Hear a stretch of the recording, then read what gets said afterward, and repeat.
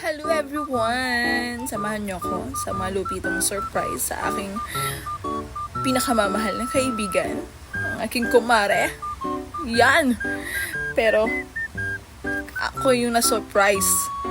Opo, wala akong kadala-dala talaga. Hindi na naman ako nag-chat.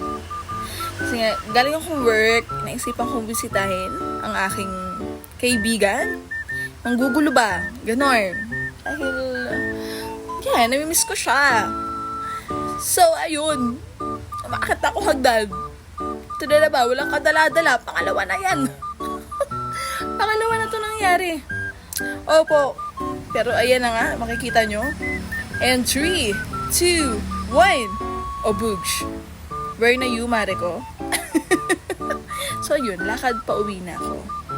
Yan, lakad pa uwi. Exercise. Yan, di ka nag-chat eh. Di ka nag-chat sa kumari mo. Yan na pala mo.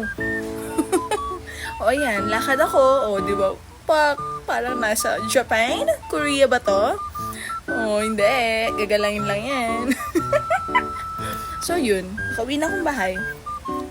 Okay na ba yung verse over ko, guys? Parang ano? Paano ba to? Paano ba to?